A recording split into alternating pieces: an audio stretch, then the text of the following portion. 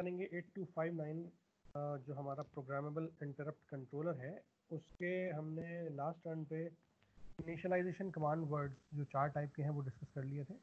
आज हम डिस्कस करेंगे operation command words that is OCW in short, और उसके बाद हम अलग अलग टाइप के जो मोड्स हमारे 8259 के पास हैं वो डिस्कस करेंगे।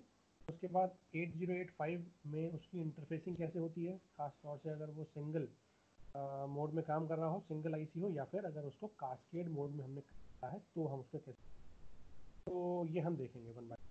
तो आज का सेशन थोड़ा सा लंबा हो सकता है, तो अगर कोई डाउट हो बीच में आप इंटरप्ट करके मुझसे पूछ लीजिएगा। बहुत इंटरेस्टिंग सेशन है और थोड़ा सा लंबा है तो आपको थोड़ा पेशेंस रखना पड़ेगा। लगभग 1 hour and almost 15 minutes or 30 minutes maybe. Okay, so we'll start the session by starting with the OCW, right? तो OCW का स्टार्टिंग में फॉर्मेट में हमने लास्ट टर्न पे देखा था कि OCW जो है हमारा, उसको हम क्यों यूज़ करते हैं। उसको हम यूज़ करते हैं किसी टाइप के ऑपरेशन को परफॉर्म करने के लिए, ठीक है।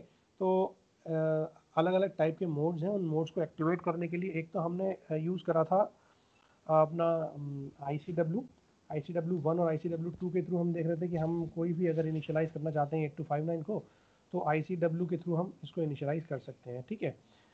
अगर मैं उसमें कोई कमांड देना चाहता हूँ पर्टिकुलरली, तो वो कैसे हम दे सकते हैं, किस तरीके से हम उसको अपने हिसाब से काम करा सकते हैं, वो OCW करता है बेसिकली, ठीक है।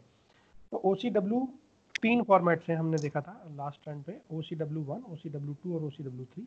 तो इसको एक एक करके डिस्कस करते हैं कि ये बेसिकली है क्या और इनका इस्तेमाल किन किन ऑपरेशंस को परफॉर्म करने के लिए किया जाता है, ठीक है। तो starting from the OCW 1, operation command 1, command word 1, ठीक है। इसको हम 8259 में लिखेंगे जब हमारा A0 की वैल्यू, जो एड्रेस है, उस A0 की वैल्यू 1 होगी, ठीक है। जब हम ICW 1 लिखते थे, ICW 2 लिखते थे, ICW 3 और ICW 4 लिखे थे हमने, तो हमने देखा था A0 की वैल्यू 0 और 1 थी रिस्पेक्टिवली। ICW 1 में इसकी वैल्यू 0 थी, बाकी सब जगह इसकी वैल्यू 1 थी। सिमिलरली OCW 1 में A0 की वैल्यू है 1, ठीक है। तो उस OCW का काम क्या है, OCW 1 का काम क्या है?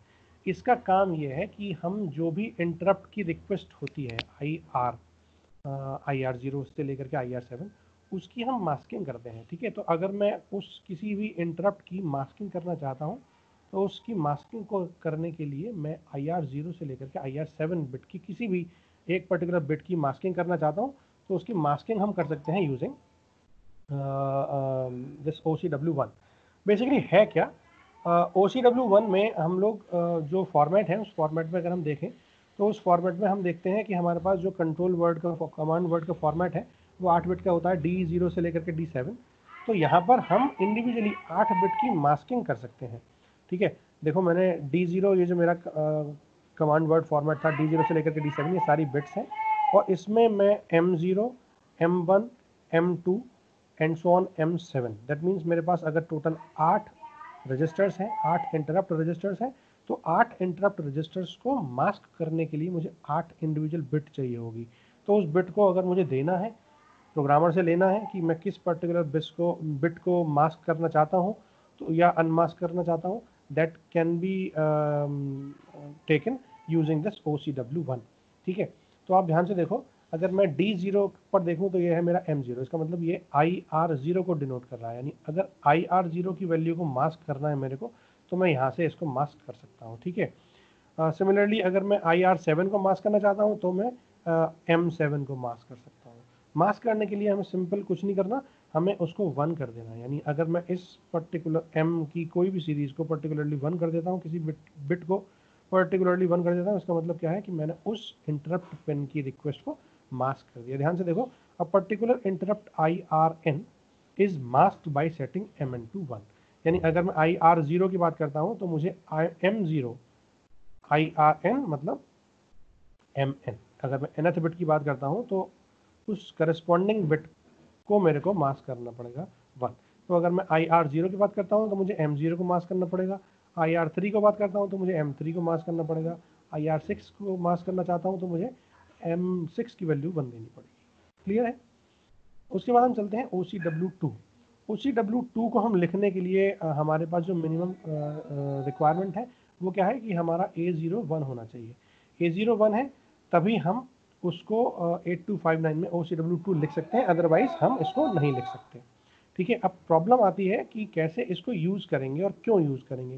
तो उसको यूज़ करने का सबसे सिंपल जो रीज़न है वो ये है कि हम जब OCW 8259 को अगर हम ऑपरेट कराना चाहते हैं तो हम उसको अलग अलग प्रायोरिटी के इंटरप्ट से ऑपरेट कर सकते हैं। फॉर एग्जांपल मैंने IR0 को हाईएस्ट प्रायोरिटी दी है ना, तो IR0 को हाईएस्ट प्रायोरिटी दी तो क्या वाकई में किसी और इंटरप्ट को मैं हाईएस्ट प्रायोरिटी दे सकता हूँ using some algorithm, using some programming techniques, या फिर हमेशा फिक्स रहेगा कि IR0 की वैल्यू ही हाईएस्ट प्रायोरिटी होगी, IR7 की वैल्यू हमेशा लोएस्ट प्रायोरिटी होगी? ऐसा कुछ नहीं है। ठीक है, हम इन मोड्स को चेंज कर सकते हैं according to our need. For example मैंने 8 डिवाइस लगाई 8259 पे, keyboard, mouse, printer, LED, speaker, USB, CD और एलसीडी डिस्प्ले। ठीक है, फॉर एग्जांपल कुछ भी। अब अगर मुझे किसी एक पर्टिकुलर डिवाइस की प्रायोरिटी हाई करनी है कि अगर एक रिक्वेस्ट आती है तो ऑटोमेटिकली वो रिक्वेस्ट सबसे पहले माइक्रो प्रोसेसर तक पहुँचे, बाकी सारी पिनों से आने वाले रिक्वेस्ट से भी पहले। ठीक है, तो ऐसे केस में हम क्या कर रहे हैं, ऐसे केस में हमने उसकी प्रायोरिटी डिसाइड करनी है। अब प्रायोरिटी डिसाइड करने के लिए हमारे पास चीज़ क्या है, तो हमारे पास जो प्रायोरिटी डिसाइड करने के लिए जो हमारा फॉर्मेट है कंट्रोल वर्ड का, कमांड वर्ड का, वो कमांड वर्ड का फॉर्मेट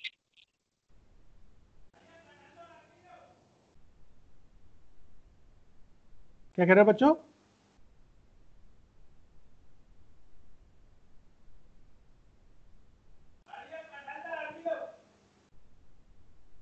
कोई प्रॉब्लम है? नो सर, पता नहीं सर, संकल्प का माइक खुला दो सर। ठीक, मुझे लगा कोई कह रहा है आवाज़ नहीं आ रही। एनीवेज, तो OCW2 हम यूज़ करेंगे जब हमें स्पेसिफिक प्रायोरिटी देनी है इंटरप्ट की। ठीक है, और एंड ऑफ इंटरप्ट को इशू करना हो। ठीक है, अब देखो जब मैंने कोई भी एक इंटरप्ट की रिक्वेस्ट जनरेट करी, प्रायोरिटी डिसाइड करी, तो ऑटोमेटिकली जब वो इंटरप्ट प्रोसेसर, माइक्रो प्रोसेसर के द्वारा हैंडल कर लिया जाएगा तो ऑटोमेटिकली वो इंटरप्ट की रिक्वेस्ट को कभी ना कभी मुझे ख़त्म भी करना पड़ेगा ताकि आगे अगले इंटरप्ट्स को मैं रिसीव कर पाऊँ। ठीक है, तो जब एक इंटरप्ट हैंडल हो जाएगा इसका मतलब उस पर्टिकुलर इंटरप्ट रिक्वेस्ट की रजिस्टर की वैल्यू जब 1 होगी तो वो इंटरप्ट हैंडल होगा, है ना, प्रायोरिटी रिजॉल्वर के थ्रू वो INT पर एक इंटरप्ट चला जाएगा। अब जब वो इंटरप्ट वापस आएगा, इंटरप्ट पूरा हो जाएगा, इंटरप्ट का एक्नॉलेजमेंट आएगा, है ना, कि इंटरप्ट रिक्वेस्ट कंप्लीट हो चुकी है, तब जो इन सर्विस रजिस्टर के अंदर जो उस पर्टिकुलर IR की बिट थी, उस बिट को हम क्या कर देंगे, उस बिट को हम कर देंगे 0, वो हो जाएगी रीसेट। ठीक है, तो उस का मतलब क्या है कि वो अगली रिक्वेस्ट ले सकता है।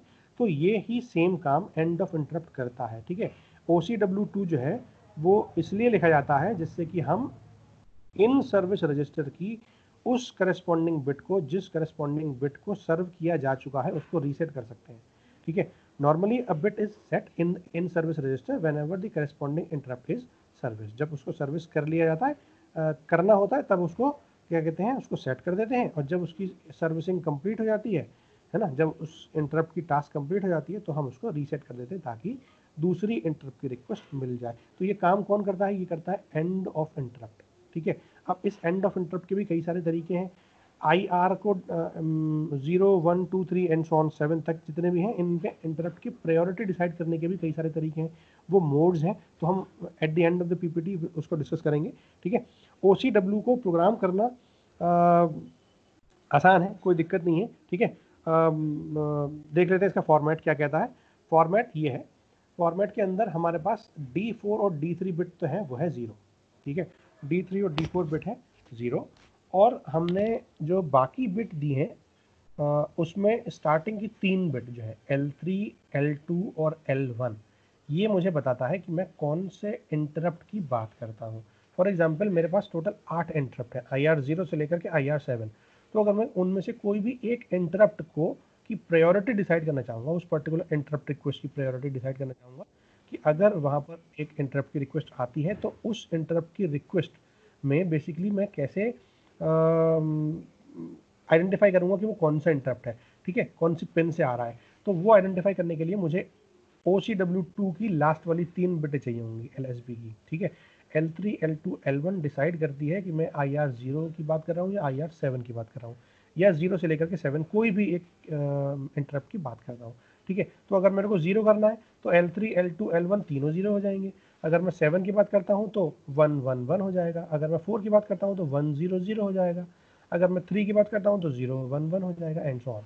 तो अगर मुझे किसी भी पर्टिकुलर इंटरप्ट की प्रायोरिटी डिसाइड करनी है, उसकी प्रायोरिटी को स्पेसिफिक प्रायोरिटी देनी है, उसको इंटरप्ट को एंड कैसे करना है, ठीक है, उसको स्पेसिफिक प्रायोरिटी डिजाइन कर देनी है क्या, ये सब काम इन 3 बिटों से होता है। ये सबसे पहले आइडेंटिफाई होंगी कि किस पर्टिकुलर बिट को मेरे को कौन से ऑपरेशन में काम कराना है।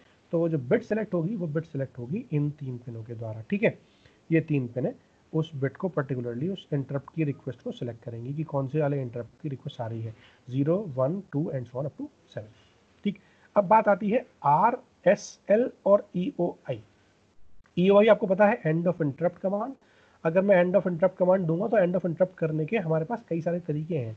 ऑटोमेटिक एंड ऑफ इंटरप्ट है, स्पेसिफिक एंड ऑफ इंटरप्ट है, non specific end of interrupt है, या फिर हमारा एंड ऑफ इंटरप्ट कमांड जो है वो प्रोग्रामर के थ्रू मुझे मिलती है, ठीक है। एंड ऑफ इंटरप्ट का काम क्या है, जैसे IR0 पर कोई रिक्वेस्ट आई तो ऑटोमेटिकली उसने IS0 को सेट कर दिया। जब इंटरप्ट की रिक्वेस्ट हैंडल हो जाएगी, सर्विस हो जाएगी पूरी, तो प्रोसेसर का काम क्या है कि उस IS0 को रीसेट कर दे ताकि वो इंटरप्ट को पता लग जाए कि भैया ये सर्विस हैंडल हो चुकी है, अब दूसरा इंटरप्ट हैंडल हो। तो EOI का मतलब ये है कि आपने उस इंटरप्ट को एंड करना है, एंड ऑफ इंटरप्ट कमांड, ठीक। अब आप ध्यान से देखो, ये 3 बिट के करस्पॉन्डिंग अलग अलग वैल्यूज हो सकती हैं। 3 बिट के टोटल कितने कॉम्बिनेशन हो सकते हैं, 8 कॉम्बिनेशन हो सकते हैं, और हर 8 कॉम्बिनेशन का एक अलग अलग मीनिंग है, ठीक है। सबसे पहले शुरू करते हैं हम एंड ऑफ इंटरप्ट कमांड के लिए, ठीक है। जब एंड ऑफ इंटरप्ट कमांड की वैल्यू होगी 1, जब EOI की वैल्यू होगी 1, ठीक है, तो हम इसको बोलते हैं कि हम and of interrupt command initiate कर रहे हैं, ठीक। अब and of interrupt command initiate तो कर रहे हैं, लेकिन वो किस टाइप की है। तो अगर R और SL दोनों 0 0 है, इसका मतलब ये non specific end of interrupt है, ठीक है। उस करस्पॉन्डिंग IR0 IR बिट के लिए अगर 0 0 0 है तो ये IR0 हो जाएगा, 1 1 1 है तो IR7 हो जाएगा, 1 0 1 है तो IR5 हो जाएगा, एंड सो ऑन, ठीक है। अगर EOI मेरा 1 ही है और मैंने यहाँ पर SL की वैल्यू को कर दिया 1, लेकिन मेरा R अभी भी 0 है, तो मैं उस केस को क्या बोलता हूँ कि ये मेरी specific end of interrupt command है, ठीक है। Interrupt to clear given by L3 L2 L1, ठीक है। जो भी इंटरप्ट इन L3 L2 L1 के द्वारा दिया जाएगा उसको क्लियर कर देगा ये specific end of interrupt command, ठीक। अब अगर मैं EOI की वैल्यू 1 ही लेता हूं लेकिन SL की वैल्यू को 0 के साथ R की वैल्यू को कर देता हूं 1, इसका मतलब हम क्या करते हैं कि हम 0 है, इसका मतलब नॉन स्पेसिफिक है, EOI 1 है, इसका मतलब एंड ऑफ इंटरप्ट है, लेकिन R का मतलब है यहाँ पे रोटेट, ठीक है। तो rotate priorities on non specific end of interrupt, यहाँ पर हम प्रायोरिटीज को रोटेट करते हैं। सपोज रोटेट का क्या मतलब है, अगर मैंने अभी D3 वाले बिट को यानी सपोज IR3 को मैंने हाईएस्ट प्रायोरिटी दी थी, तो अगली बार IR3 की वैल्यू जो है वो बिल्कुल लोएस्ट प्रायोरिटी पे चली जाएगी, और अगली IR4 या IR2 इन दोनों में से कोई भी एक मैं हाईएस्ट प्रायोरिटी सेट कर सकता हूँ, ठीक है। तो रोटेट का मतलब मैंने प्रायोरिटी को रोटेट करा है, अभी थोड़ी देर में हम इसको डिस्कस भी करेंगे डिटेल के अंदर, ठीक है।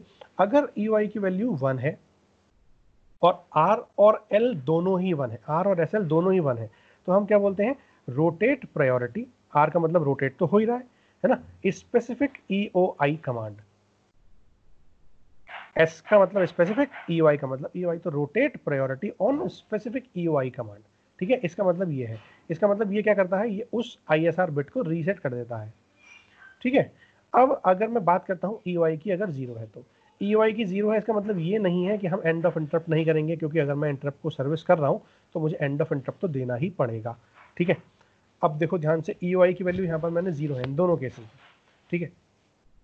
इन दोनों ही केसेस में मैंने SL की वैल्यू भी 0 रखी है, यानी मुझे स्पेसिफिक प्रायोरिटी डिसाइड नहीं करनी, ठीक है।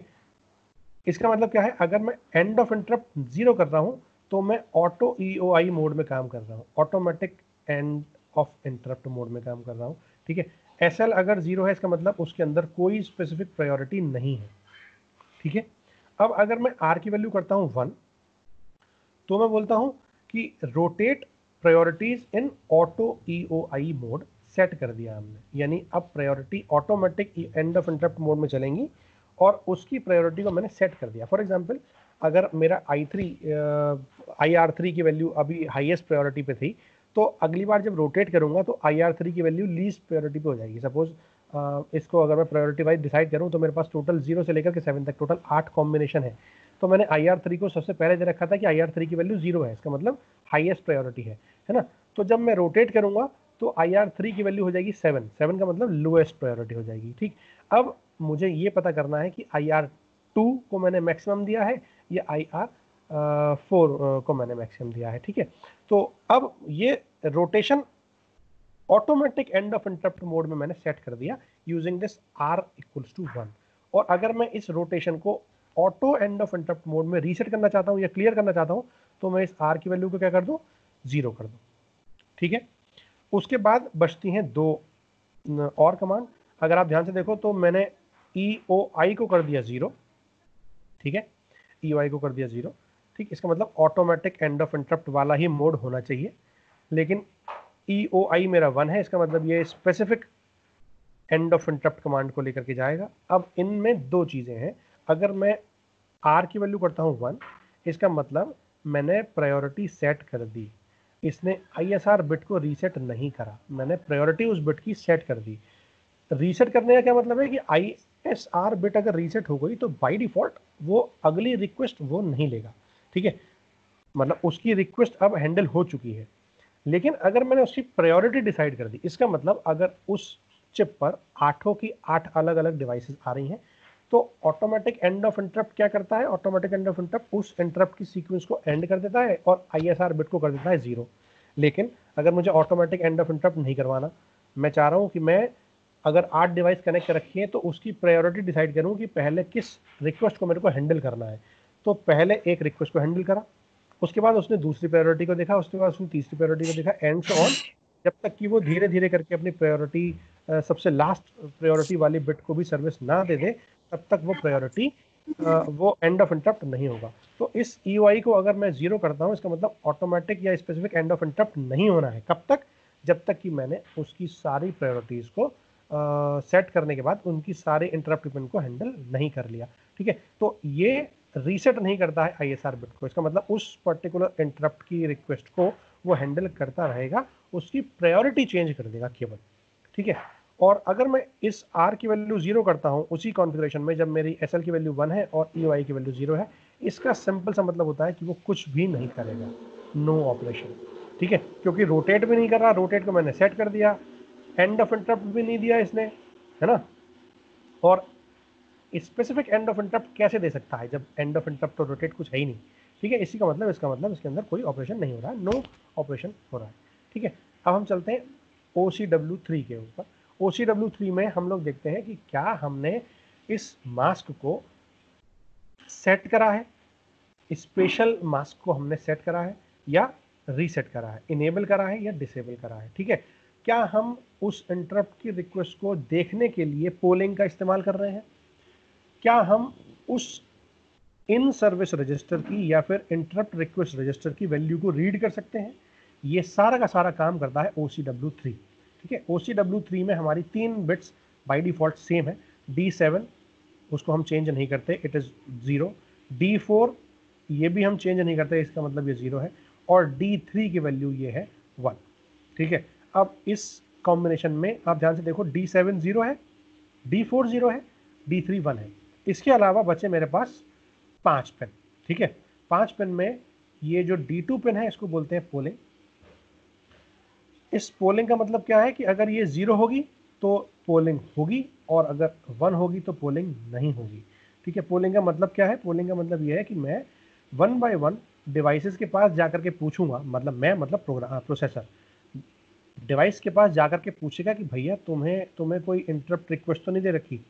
मैं इंटरप्ट रिक्वेस्ट उस डिवाइस के पास जाकर के देखूंगा, अगर उसने रिक्वेस्ट दे रखी होगी तो मैं उसके करस्पॉन्डिंग उस बिट को सेट या रीसेट करूंगा और फिर उसको प्रोसेस करने के लिए आगे बढ़ूंगा। ठीक है, तो ये तो हो गया पोलिंग वाला। ठीक, दूसरी जो बिट है D0 और D1, इनको बोलते हैं हम रीड बिट्स। अब ये दो टाइप के रीड ऑपरेशन हो सकते हैं। रीड अगर मैं इंटरप्ट रजिस्टर वाली बिट रीड कर रहा हूँ, या मैं इन सर्विस बिट को रीड कर रहा हूँ। ठीक है, तो अगर मैं रीड ऑपरेशन को 0 कर देता हूँ तो रीड होगा नहीं, चाहे इसकी वैल्यू कुछ भी हो, RIS की वैल्यू कुछ भी हो। ठीक है, रीड तब होगा जब रीड रजिस्टर वाली वैल्यू होगी 1। ठीक है, रीड रजिस्टर किसका, अगर IS की वैल्यू 0 है तो वो इंटरप्ट रिक्वेस्ट रजिस्टर को रीड करेगा अगली क्लॉक साइकिल पर, अगली रीड बार कमांड पर। ठीक है, और अगर RR मेरा रीड रजिस्टर वाली वैल्यू 1 है, और अगर मेरी RIS यानी read in service register command अगर मैंने दी है, इसका मतलब वो अब इन सर्विस रजिस्टर को रीड करेगा, और उसको रीड कब करेगा, जब अगली रीड साइकिल आती है। माइक्रो प्रोसेसर जब अगली रीड बार कमांड देगा तब उस डेटा को रीड करके वो डेटा बस पे प्रोसेसर के डाल देगा। ठीक है, तो ये तो हो गया रीड रजिस्टर वाली कमांड। अब इसके बाद दो कमांड्स और, दो बिट्स और हैं, उन दो बिट के अलग अलग 4 कॉम्बिनेशन है। इनको बोलते हैं स्पेशल मास्क मोड। ठीक है, तो स्पेशल मास्क मोड और ESMM मतलब इनेबल स्पेशल मास्क मोड। तो अगर मैं इस ESMM की वैल्यू को करता हूँ 0, इसका मतलब मैंने masking enable special mask mode को इनेबल नहीं करा है। ठीक है, तो चाहे इसकी वैल्यू कुछ भी हो, इसका मतलब ये कोई भी काम नहीं करेगा, है ना। अगर मैंने इसको 1 कर दिया और SMM को कर दिया 0, इसका मतलब उसने स्पेशल मास्क मोड को रीसेट कर दिया। और अगर स्पेशल मास्क मोड इनेबल है इस ESMM पिन के द्वारा 1 के द्वारा, और अगर SMM मेरा 1 है, अब मैंने क्या करा, मैंने mask mode special mask mode की वैल्यू को 1 का रखा है, मतलब अब ये उस स्पेशल मास्क को सेट कर देगा। ठीक है, यही थ्योरी अंदर लिखा है मैंने कि जब बिट ये 1 होती है तो SMM को सेट या रीसेट कर देता है, और अगर इस ESMM की वैल्यू 1 है और SMM की वैल्यू 1 है तो ये स्पेशल मास्क मोड में चला जाता है। और अगर ESMM की 0 है वैल्यू तो इसका मतलब ये कोई भी इफेक्ट नहीं करेगा। क्लियर है, तो ये मेरे 3 फॉर्मेट्स हैं। OCW1 मास्क को सेट करने के लिए, OCW2 मेरी प्रायोरिटीज डिसाइड करने के लिए और एंड ऑफ इंटरप्ट को डिसाइड करने के लिए, और मास्क नंबर 3 OCW3 के अंदर मुझे अगर रजिस्टर की वैल्यू रीड करनी है, या फिर अगर मुझे स्पेशल मास्क मोड में एंटर करना है, या मुझे पोलिंग करनी है, इन तीनों काम को मैं कर सकता हूँ OCW3 के हिसाब से। ठीक है, अब मैं कोई भी ऑपरेशन परफॉर्म करना चाहता हूँ तो मैंने ICW1 और ICW2 दे दिया। अब ICW1 और 2 देने के बाद मैंने उस 8259 को इनिशियलाइज कर दिया, और इनिशियलाइज करने के बाद मैं कोई भी फॉर्मेट OCW1, OCW2 या OCW3 किसी भी टाइम पर जब मेरे को रिक्वायरमेंट है उस पर्टिकुलर कमांड को एग्जीक्यूट करने की, तब मैं बीच में उसको दे सकता हूँ और उसको एग्जीक्यूट कर सकता हूँ। क्लियर है? Yes sir. अब हम चलते हैं प्रायोरिटी मोड्स। मैंने अभी थोड़ी देर पहले डिस्कस करा था प्रायोरिटी मोड्स। हम देखते हैं कि प्रायोरिटी मोड में बेसिकली कैसे कैसे काम होता है। ठीक है, तो प्रायोरिटी मोड में सबसे पहला मोड आता है फुली नेस्टेड मोड। इसका मतलब क्या है कि मैंने सारी बिट, इंटरप्ट रिक्वेस्ट की सारी बिट्स को मैंने हाईएस्ट प्रायोरिटी या लोएस्ट प्रायोरिटी दी है, असाइन करी है। ठीक है, अब इस IR0 तो मैं हाईएस्ट बोलता हूँ। IR की वैल्यू अगर 0 है तो वो हाईएस्ट है, और IR की वैल्यू 7 है तो वो लोएस्ट है। ये IR 7 नहीं है, IR इक्वल टू 0 है। मतलब अगर IR4 की वैल्यू 0 है, इसका मतलब ये हाईएस्ट प्रायोरिटी है। अगर ये वाली वैल्यू 0 होती तो ये हाईएस्ट प्रायोरिटी होती, ये वाली वैल्यू 0 होती तो ये हाईएस्ट प्रायोरिटी होती, एंड सो ऑन। तो किसी भी मोड की, किसी भी इंटरप्ट की रिक्वेस्ट को अगर मुझे हाईएस्ट प्रायोरिटी देनी है तो मैं सीधे सीधे क्या करूँ, उस IR रजिस्टर के अंदर उस पर्टिकुलर बिट को मैं क्या कर दूँ, उस सीक्वेंस को प्रायोरिटी देने के लिए उस हाईएस्ट प्रायोरिटी को क्या कर दूँ, 0 कर दूँ। इस 0 के थ्रू मुझे क्या पता लगेगा कि मैंने उसकी प्रायोरिटी हाईएस्ट कर रखी है। अगर मैं 7 देता हूँ तो ये लोएस्ट प्रायोरिटी है। ठीक है, अब देखो 0 के बाद ऑटोमेटिकली 0 से 7 पे आना है मुझे, तो पहले 0 के बाद 1 पे आऊँगा, फिर 2 पे आऊँगा, फिर 3 पे आऊँगा, फिर 4 पे आऊँगा, एंड सो ऑन। तो सारे मोड्स मैंने 1 by 1 0, 1, 2, 3 and so on up to 7 तक कर रखे हैं। इसका मतलब अगर IR request, interrupt request handle करी जाएंगी प्रोसेसर के द्वारा, और अगर मैं उसकी प्रायोरिटी को कुछ इस तरीके से मैंने डिसाइड करा है, डिफाइन करा है, तो सबसे पहले जो रिक्वेस्ट हैंडल करी जाएगी वो कौन करेगा, किसकी रिक्वेस्ट होगी, IR4 की रिक्वेस्ट होगी। ठीक है, अगर IR4 की बिट को मैंने कर रखा है मास्क, ठीक है, इसका मतलब ये हाईएस्ट प्रायोरिटी को रीड नहीं कर सकता। तो अब 0 खत्म, तो अब हाईएस्ट प्रायोरिटी कौन सी है, अब हाईएस्ट प्रायोरिटी बची IR1। अगर धोखे से ये भी मास्क है तो मैं IR2 की रिक्वेस्ट, IR6 की रिक्वेस्ट यानी जो प्रायोरिटी 2 है उसको सेट करूँगा, और ऐसे करते करते मैं 7 तक जाऊँगा। अगर सारी बिट मास्क है तो मैं सबसे least priority, lowest priority IR3 पर जो 7th प्रायोरिटी पे है उसको मैं हैंडल करूँगा। क्लियर है? तो मैं हमेशा क्या करता हूँ, मैंने एक प्रायोरिटी का सीक्वेंस आइडेंटिफाई करा, वो सीक्वेंस नंबर मैंने स्टोर कर दिया कि सीक्वेंस नंबर हम एक पर्टिकुलर बिट के थ्रू देते हैं, अभी मैं बताऊंगा कि कैसे देते हैं। उस सीक्वेंस नंबर की वैल्यू हाईएस्ट प्रायोरिटी शुरू करते हैं, और उसके आगे वाली बिट पर ये वैल्यू रेस्पेक्टिवली इंक्रीमेंट होती चली जाती है। मतलब अगर IR की वैल्यू 0 है, मतलब हाईएस्ट प्रायोरिटी पे है IR4 की वैल्यू, तो IR5 की वैल्यू अगली हाईएस्ट प्रायोरिटी पे होगी, IR6 की वैल्यू अगली हाईएस्ट प्रायोरिटी पे होगी, IR7 की वैल्यू उसकी अगली हाईएस्ट प्रायोरिटी पे होगी, एंड सो ऑन। इसका मतलब अगर मैं इस रिक्वेस्ट को, इस हाईएस्ट प्रायोरिटी को हैंडल नहीं कर रहा हूँ किसी भी रीज़न से, चाहे मास्किंग हो या कोई और भी रीज़न हो, तो मैं इस IR रिक्वेस्ट को हैंडल करूँगा, क्योंकि इसके बाद अगली हाईएस्ट प्रायोरिटी किसकी है, इसकी है, क्योंकि 0 के बाद 1 नंबर आता है, 1 के बाद 2, 2 के बाद 3, एंड सो ऑन 7। ठीक है, और सबसे लोएस्ट प्रायोरिटी होगी इसकी, क्योंकि मैंने इसकी प्रायोरिटी का सीक्वेंस नंबर कितना रखा है, 7 रखा है। ठीक है, तो मैं इस प्रायोरिटी को डिसाइड कर सकता हूँ, डिफाइन कर सकता हूँ अपने क्या कहते हैं प्रायोरिटी सीक्वेंस नंबर के हिसाब से। इसको बोलते हैं फुल्ली नेस्टेड मोड। फुल्ली क्यों बोला, नेस्टेड क्यों बोला, नेस्टेड का मतलब है कि एक साइक्लिक फॉर्म में चल रहा है ना, और फुल्ली मतलब मैंने पूरे के पूरे इंटरप्ट रिक्वेस्ट रजिस्टर्स यानी 8 इंटरप्ट रिक्वेस्ट्स को मैंने कोई ना कोई प्रायोरिटी दी है, चाहे वो 0 हो चाहे वो 7 हो, प्रायोरिटी का सीक्वेंस आइडेंटिफाई करा है, चाहे वो 0 हो चाहे वो 7 हो। ठीक है, अगला जो मोड है उसको बोलते हैं ऑटोमेटिक रोटेशन मोड। ठीक है, अब कंफ्यूज मत होना कि ये ऑटोमेटिक एंड ऑफ इंटरप्ट है, एंड ऑफ इंटरप्ट की बात नहीं कर रहा हूँ मैं, ऑटोमेटिक रोटेशन मोड। पहला वाला फुली नेस्टेड मोड था, ये भी रोटेशन कर रहा था, है ना। अब ऑटोमेटिक रोटेशन करना है मतलब मुझे प्रायोरिटी, एक बार अगर मैंने एक बिट को हैंडल कर लिया, एक रिक्वेस्ट को हैंडल कर लिया, इंटरप्ट रिक्वेस्ट को हैंडल कर लिया, सर्विस कर लिया, तो अगली बार भी क्या मैं उसी बिट से रिक्वेस्ट लूँगा या मैं किसी और बिट को प्रायोरिटी दूंगा। तो ये मेरे को, ये सबसे इंपॉर्टेंट चीज़ देखनी है। ठीक है, तो रोटेशन अगर मैं देखूं, तो रोटेशन करते टाइम आप ध्यान से देखो, अगर मैं रोटेट करता हूं, ठीक है, तो IR मैंने क्या बोला, in this mode a device after being serviced receives the lowest priority. ठीक है, तो IR4 को मैंने क्या करा था, अभी मैंने रोटेशन करने से पहले इसको कर दिया था 0। ठीक है, ये इसका मतलब अभी फिलहाल के लिए ये IR4 रिक्वेस्ट जो है वो हैंडल हो रही थी।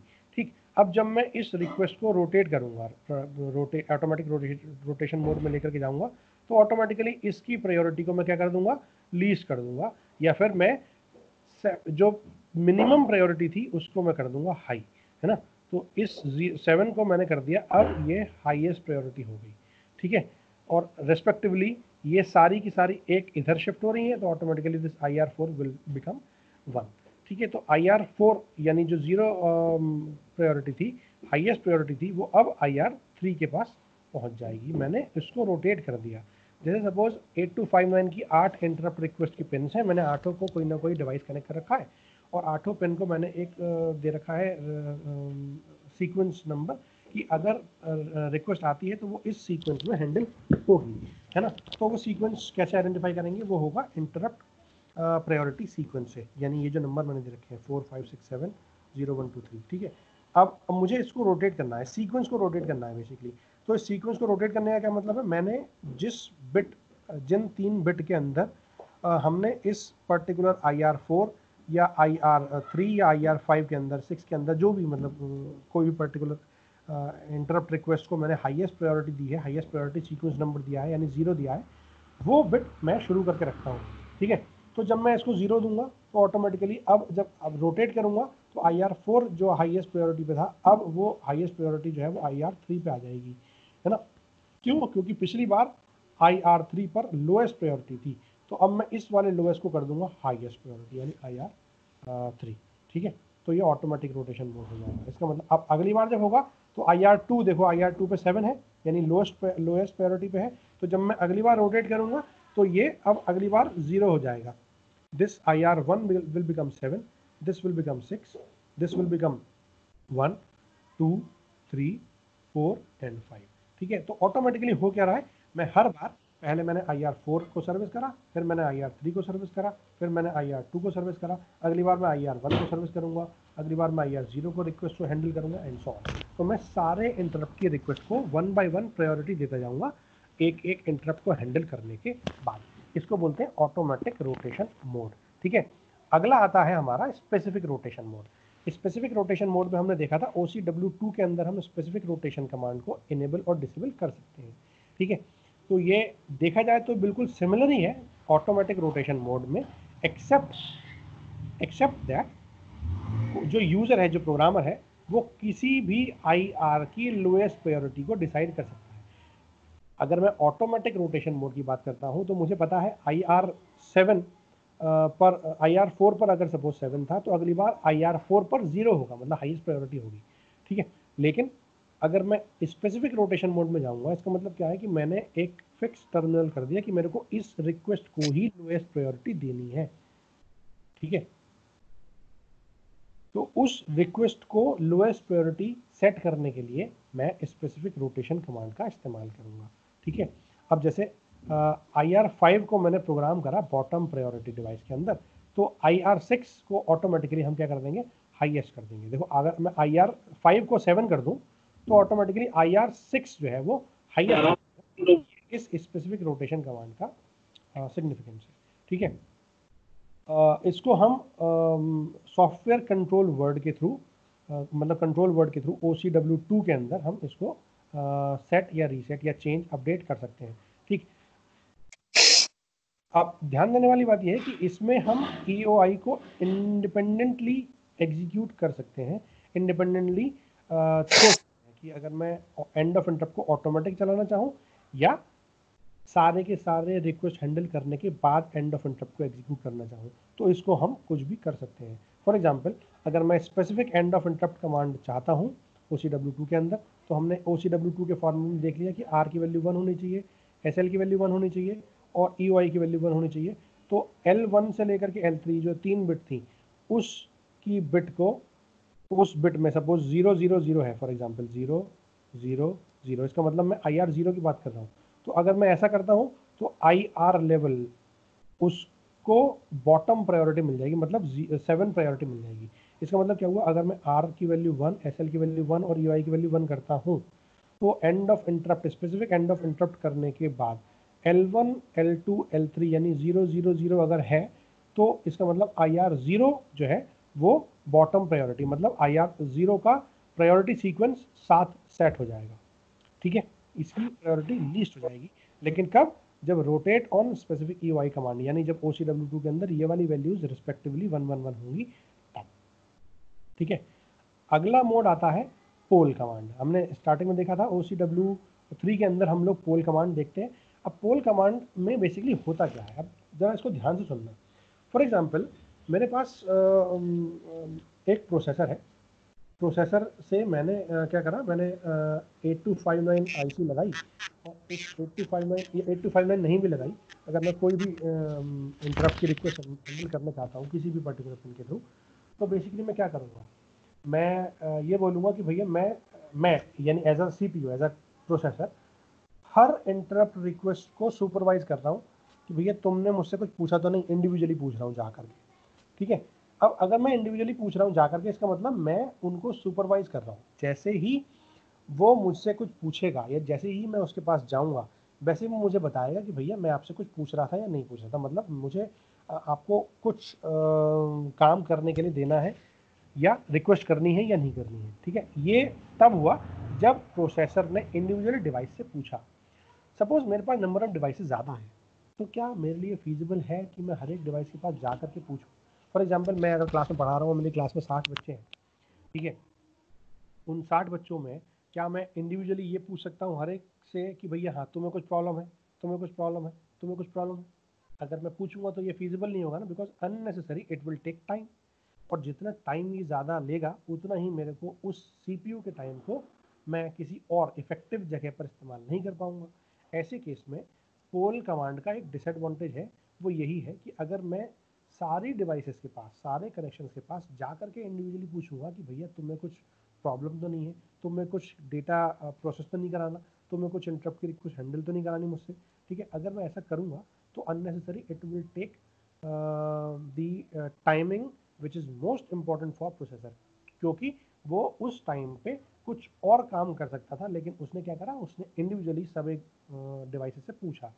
तो इस पोल कमांड को हम लोग उस पर्टिकुलर प्रोसेस के लिए इस्तेमाल करते हैं जब प्रोसेसर इंडिविजुअली डिवाइस के पास जा करके पूछता है। ये करेगा कैसे, इसके पास एक मल्टीप्लेक्सर है, मल्टीप्लेक्सर सीपीयू ड्रिवन, ठीक है, और मल्टीप्लेक्सर का क्या काम है कि वो एक पर्टिकुलर टाइम पर किसी एक पिन से कनेक्ट हो जाएगा, ठीक है। सपोज मैंने यहाँ पर इनपुट आउटपुट डिवाइसेज लगा रखी है n, IR अगर 8251 की बात करता हूँ तो मेरे पास टोटल 8 है, अगर मैंने मास्टर स्लेव मोड में लगा रखा है तो 64 है, ठीक है। तो अब 64 इनपुट आउटपुट डिवाइसेज हैं फॉर एग्जांपल, मैं हर एक के पास इंडिविजुअली कनेक्ट हो रहा हूँ, पहले इससे फिर इससे फिर इससे फिर इससे एंड सो ऑन, सारी की सारी से कनेक्ट हो गया, और फिर मैंने उससे पूछा कि भैया तुम्हें कुछ रिक्वेस्ट तो नहीं देनी, ठीक है। अब जब ये रिक्वेस्ट देगा तो अगर सपोज फॉर एग्जाम्पल मैं किसी के पास, किसी स्टूडेंट के पास पूछने के लिए गया कि तुम्हें कुछ प्रॉब्लम तो नहीं है, शुरू के 4-5 लोगों ने कहा कि नहीं सर हमें समझ में आ गया, है ना। अगले बच्चे ने मुझसे कहा कि हाँ सर मुझे कुछ पूछना है, तो अब मैं क्या करूँगा, अब मैं ऐसे थोड़ी है कि मैं आगे वाले लोग के पास, आगे वाले स्टूडेंट के पास जाऊँगा, फिर उससे कहूँगा कि हाँ भाई तुम्हें क्या प्रॉब्लम है, पहले उसके पास जाऊँगा, उसने अगर मुझे कुछ प्रॉब्लम दी तो मैं वापस आऊँगा, उस प्रॉब्लम को एग्जीक्यूट करूँगा, सॉल्व करूँगा, और फिर दोबारा अगले बंदे से पूछना शुरू करूँगा।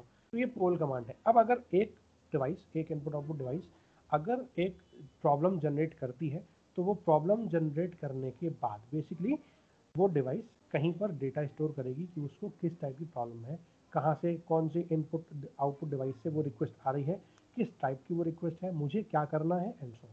तो वो हम देखते हैं इसमें, ठीक है।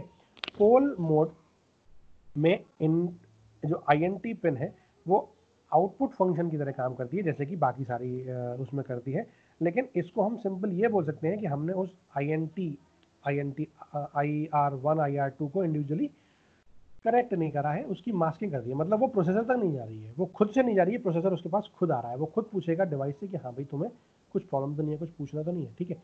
और इसको हम अचीव करते हैं पोलिंग वाली बिट को 1 करके OCW3 के अंदर, ठीक है। अब 8259 जो है वो रीड पल्स को, जब RD बार 0 है और चिप सेलेक्ट, मतलब RD बार यानी रीड पल्स एक्टिव है और चिप सेलेक्ट भी एक्टिव है, क्योंकि दोनों एक्टिव लो सिग्नल्स हैं, ठीक है, तो ये 0 है, ठीक है।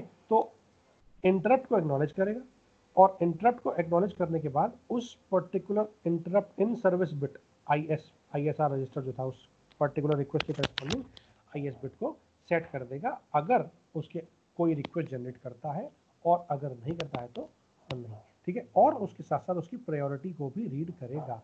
अब इसको नोट कैसे करेंगे, इसको नोट करने के लिए हम बेसिकली डेटा बस पर कुछ डेटा को रीड कराने के बाद डालेंगे। जो डेटा रीड होगा उस पर्टिकुलर कंट्रोल वर्ड से, वो डेटा क्या रीड होगा, अगर कहीं से कोई रिक्वेस्ट आती है ना, W, पहले इसकी बात कर लेते हैं, W0 W1 W2, ठीक है, ये हाईएस्ट प्रायोरिटी लेवल डिसाइड करेगा कि किस particular interrupt request, interrupt pin से जो रिक्वेस्ट आ रही थी उसमें से हाईएस्ट प्रायोरिटी किसकी है, ठीक है।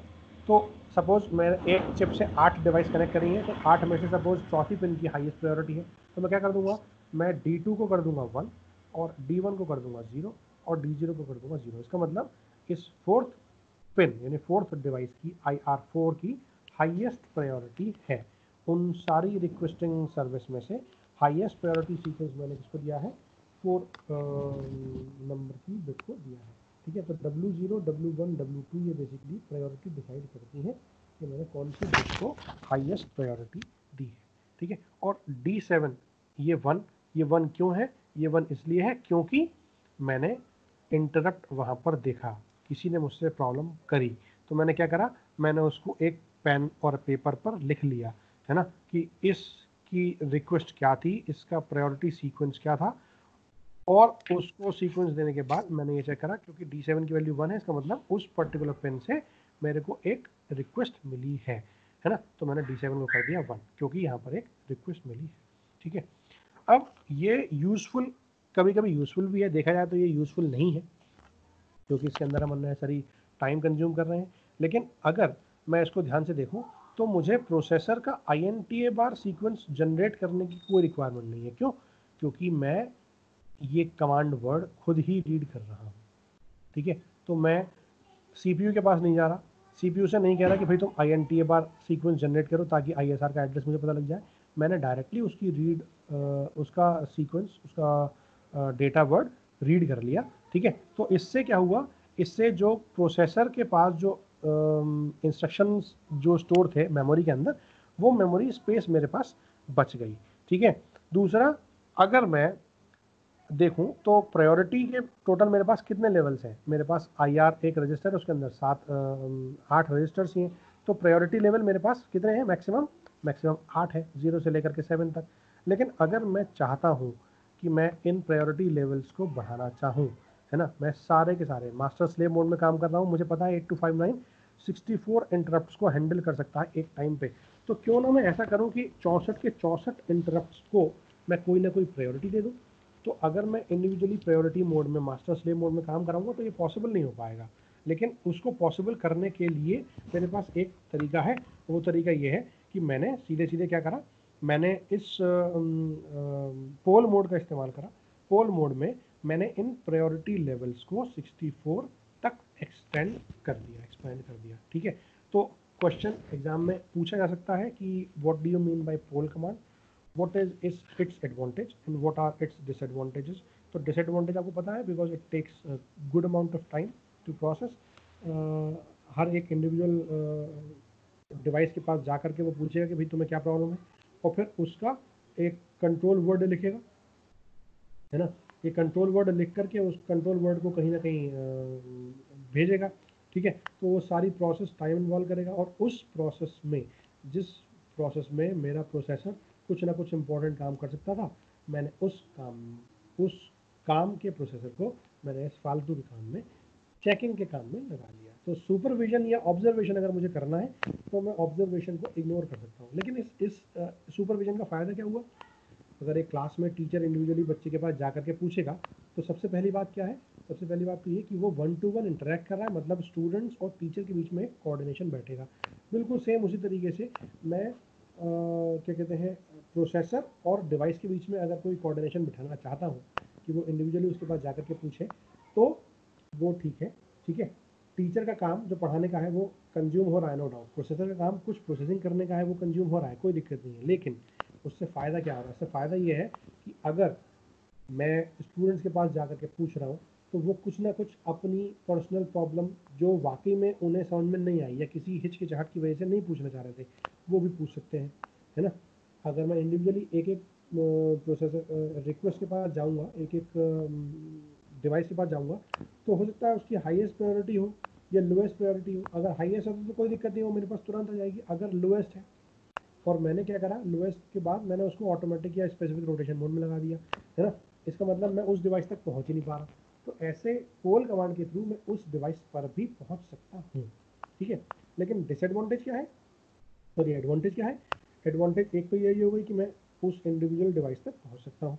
दूसरा, प्रायोरिटी लेवल डिसाइड करने के लिए मैं टोटल 64 डिवाइस को कोई ना कोई प्रायोरिटी असाइन कर सकता हूँ। ठीक है, प्रायोरिटी अगर मेरे को नंबर ऑफ प्रायोरिटीज लेवल बढ़ाने हैं तो मैं इजीली बढ़ा सकता हूँ। ठीक है, ये हो गया पोल कमांड। उसके बाद आते हैं स्पेशल फुली नेस्टेड मोड। तो स्पेशल फुली नेस्टेड मोड को ऑन करने के लिए हमें ICW4 की रिक्वायरमेंट होगी, क्योंकि basically special fully nested mode हम काम तब करते हैं जब हम मास्टर स्लेव मोड में काम कराते हैं, और मास्टर स्लेव मोड को इनेबल और डिसेबल करने का काम कौन करता है, ICW4 के थ्रू हमें मास्टर और स्लेव मोड का पता लग जाता है कि ये मास्टर में है या स्लेव में है। ठीक है, फुली नेस्टेड मोड को में मास्टर को प्रोग्राम करने के लिए हम ICW4 का इस्तेमाल करते हैं। ठीक, जब इंटरप्ट की रिक्वेस्ट आती है किसी एक पर्टिकुलर स्लेव से, तो बेसिकली होगा क्या, देखो अगर मैं फुली नेस्टेड मोड की बात करता हूँ तो फुली नेस्टेड मोड में मैंने 8 इंटरप्ट प्रायोरिटी सीक्वेंस दिए थे, 0 से लेकर के 7 तक। मैं बोला था 0 में हाईएस्ट प्रायोरिटी है और 7 में लोएस्ट प्रायोरिटी है। ठीक है, अब अगर मैं यही सेम फुली नेस्टेड मोड किसी स्लेव के अंदर लेकर के जाना चाहूँ, तो स्लेव के अंदर लेकर के जाऊँगा, इसका मतलब क्या होगा कि वो एक रिक्वेस्ट को हैंडल करेगा, उस स्लेव की हाईएस्ट प्रायोरिटी को, है ना, और उसके बाद वो वापस आ जाएगा, क्योंकि एक स्लेव एक पर्टिकुलर मास्टर पिन से कनेक्ट है। उस मास्टर पिन को वो बाय डिफॉल्ट मान करके चलेगा कि भैया इस रिक्वेस्ट से मेरे को, इस पिन से मेरे को रिक्वेस्ट मिली थी, मतलब मैं इस पिन पर दोबारा नहीं जाऊंगा क्योंकि ये फुली नेस्टेड मोड है। अब अगले पिन को मैं अपना प्रायोरिटी दे दूंगा, ठीक है। लेकिन लेकिन अगर मैं उस मास्टर की उस पर्टिकुलर पिन के करस्पॉन्डिंग जो स्लेव कनेक्ट है उसकी 8 इनपुट पिन्स की भी प्रायोरिटीज को डिसाइड करना चाहूँ और उस प्रायोरिटी के हिसाब से काम करना चाहूँ कि मैंने मास्टर की एक पिन को फिक्स कर दिया, यानी वो एक मास्टर की एक पिन एक स्लेव की आईसी को इनेबल कर रही है। अब उस स्लेव के पास 8 इंडिविजुअल रिक्वेस्ट हैं, तो अगर मैं केवल उसको फुली नेस्टेड मोड में काम चलाता, तो अगर उस मास्टर ने एक इंटरप्ट हैंडल कर लिया, तो अब मास्टर उस मास्टर की रिक्वेस्ट पिन लोएस्ट प्रायोरिटी पे चली जाती, यानी वो अब अगली इंटरप्ट पिन के साथ जो स्लेव कनेक्टेड है वहां पर जा करके उसको सॉल्व करता। लेकिन इस स्पेशल फुली नेस्टेड मोड में क्या है, हम मास्टर की प्रायोरिटी लॉजिक को रहने देते हैं, उसको रीसेट नहीं करते, और other higher priorities within the slave उनको हम रिकॉग्नाइज करते हैं उसी मास्टर के अंदर, और फिर उनके इंटरप्ट्स को इनिशिएट करते हैं, प्रोसेसर तक पहुंचाते हैं, ठीक है। मतलब सपोज अगर मेरे पास एक मास्टर है और 8 स्लेव है, मास्टर की IR2 पर स्लेव नंबर 2 कनेक्टेड है, 0 1 2, ठीक है। मतलब स्लेव नंबर 3 कनेक्टेड है, स्लेव 2 कनेक्टेड है, 0 1 2 के साथ स्लेव 2 कनेक्टेड है, ठीक है। अब अगर उस स्लेव की 7वीं पिन पर मेरे को रिक्वेस्ट मिल रही है, यानी उस स्लेव के IR7 पर मेरे को रिक्वेस्ट मिली है, हाईएस्ट प्रायोरिटी है, ठीक है। तो फुली नेस्टेड मोड में क्या होता, फुली नेस्टेड मोड में IR7 वो हैंडल होता, और फिर उसके बाद IR7 की प्रायोरिटी हो जाती 1 और IR0 की प्रायोरिटी हो जाती 0, ठीक है। लेकिन और वो उससे बाहर आ जाता है क्योंकि उसने मास्टर की IS interrupt in service bit को रीसेट कर दिया होता फुली नेस्टेड मोड में। लेकिन अगर मैं स्पेशल फुली नेस्टेड मोड में जाऊंगा तो मास्टर की IR2 बिट अभी भी सेट है, और उस सेट के हिसाब से अब वो उस मास्टर के करस्पॉन्डिंग उस स्लेव में जितनी भी 8 की 8 पिन्स हैं उनकी प्रायोरिटीज को वो 1 बाय 1 हाईएस्ट से लोएस्ट की तरफ जाते हुए उनकी रिक्वेस्ट को इनिशिएट कर रहा है और प्रोसेसर तक पहुंचा रहा है, ठीक है। तो ये काम है स्पेशल फुली नेस्टेड मोड का, ठीक है। जब वो इस इंटरप्ट सर्विस रूटीन से बाहर आएगा, यानी जब उसको एग्जीक्यूट कर लेगा, तो जो सॉफ्टवेयर है, यानी जो प्रोग्राम है, जो इंस्ट्रक्शन है, वो चेक करेगा कि इंटरप्ट सर्विस्ड हो भी गया या नहीं हुआ। और ये सारे के सारे केवल उसी स्लेव से थे, किसी और से तो नहीं थे, ठीक है। और ये कैसे होता है, ये होता है non specific end of interrupt command. ये हमने OCW2 में देख लिया है, ठीक है, कि कैसे हम non specific end of interrupt command generate करेंगे और इन सर्विस रजिस्टर की बिट को 0 करेंगे, ठीक है। और उसकी वैल्यू को रीड करेंगे कि क्या इन सर्विस रजिस्टर की वैल्यू 0 हो गई या नहीं हुई। अगर नॉन स्पेसिफिक कमांड है और वो मास्टर को भी सेंड करी जाएगी उसके बाद में, अगर वो 0 होगी तो, ठीक है। अगर ISR की वैल्यू 0 है, उस करस्पॉन्डिंग बिट की वैल्यू 0 है, तो वही non specific end of interrupt command master को भी भेजेगा। अभी तक तो वो स्लेव को भेज रहा था, उसके बाद जब ISR बिट मैंने 0 कर दी, तो ऑटोमेटिकली मैं उस non specific end of interrupt command को मास्टर पे भी भेजूंगा। अदरवाइज ये मास्टर पर नहीं भेजी जाएगी। अगर ये 0 नहीं है, फॉर एग्जाम्पल अगर ये 1 है ISR बिट, तो मैं मास्टर पे नहीं भेजूंगा, तो स्लेव में ही रहेगी, ठीक है। उसके बाद अगला है बफर्ड मोड। हमने देखा था कि 8259 में बफर मोड, हमने ICW4 के अंदर बफर मोड देखा था। बफर को इनेबल और डिसेबल करने के लिए ये भी मास्टर और स्लेव मोड में ही काम करता है ना। अगर सपोज डेटा बस से कोई 8259 के अलग अलग मास्टर्स और स्लेव्स कनेक्टेड है, ठीक है, तो ऐसे केस में होगा क्या, एक काफ़ी बड़ा सिस्टम मेरे पास है जहाँ पर मेरे को उस बस को ड्राइव करने के लिए बफर की रिक्वायरमेंट है। बफर मतलब एक हाई करंट डिवाइस होती है जिसमें हम लोग अमाउंट ऑफ करंट थोड़ा ज़्यादा रिक्वायरमेंट होती है ताकि उस बफर को इनेबल और डिसेबल कर पाए, मतलब उसको ड्राइव कर पाए, ठीक है। तो अगर मैं continuously high amount of current her buffer को देता रहूँगा तो मेरी पावर कंजम्पशन ज़्यादा होगी, ठीक है। तो अगर मैं चाहता हूँ कि मैं बफर मोड में काम करूँ तो 8259 को मुझे एक इनेबल सिग्नल भेजना पड़ेगा, और वो इनेबल सिग्नल कैसे भेजूंगा मैं, यूजिंग SP और EN। ठीक है, दिस SP EN इनेबल कर देगा बफर को। ठीक है, और SP EN आउटपुट जब इनेबल हो जाएगा तब मेरे डेटा बस आउटपुट इनेबल होंगे। डेटा बस से कनेक्टेड है, सपोज कोई भी डेटा मास्टर और स्लेव से वो रीड हुआ है ना, रीड होने के बाद बफर के पास पहुंच गया, बफर से डेटा बस आउटपुट तभी कनेक्टेड होगा जब वो बफर इनेबल होगा। तो बफर के अंदर डेटा तो है, लेकिन वो इनेबल जब होगा जब मैंने SP/EN को इनेबल करा है। ठीक है, अदरवाइज वो इनेबल नहीं होगा। ठीक है, तो ICW4 की जो बिट नंबर 2 है वो मास्टर और स्लेव मोड में इसको डिटरमाइन करेगी, और बिट नंबर 3 इसको बफर मोड में काम कराने के लिए इनेबल करेगी। ठीक है, ये ICW4 वाले मोड्स हैं, इसलिए मैं यहाँ बढ़ा रहा हूँ। उसके बाद हम चलते हैं and of interrupt. And of interrupt हालांकि हम मैक्सिमम पार्ट तो कवर कर ही चुके हैं। कितने टाइप के होते हैं, 3 टाइप के हैं, स्पेसिफिक, नॉन स्पेसिफिक और ऑटोमेटिक। ठीक है, स्पेसिफिक एंड ऑफ इंटरप्ट या non specific end of interrupt या फिर ऑटोमेटिक एंड ऑफ इंटरप्ट के को डिसाइड करने के लिए हम लोग EUI की वैल्यू क्या होनी चाहिए, OCW2 के अंदर SL की वैल्यू क्या होनी चाहिए और R की वैल्यू क्या होनी चाहिए हम देख चुके हैं।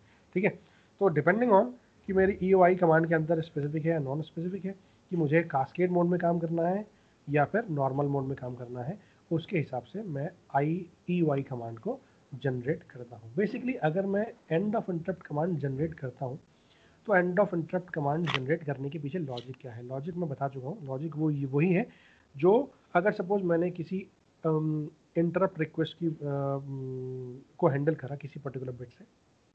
ठीक है, तो जब मैं उसको हैंडल कर चुका हूँ तो हैंडल करने के बाद, उस रिक्वेस्ट को हैंडल करने के बाद बेसिकली होगा क्या, उस रिक्वेस्ट को हैंडल करने के बाद जो उस करस्पॉन्डिंग इन सर्विस बिट है, ISR बिट है, उसको मुझे रीसेट करना पड़ेगा, क्योंकि मैं अब अगली रिक्वेस्ट को हैंडल करना चाहता हूँ।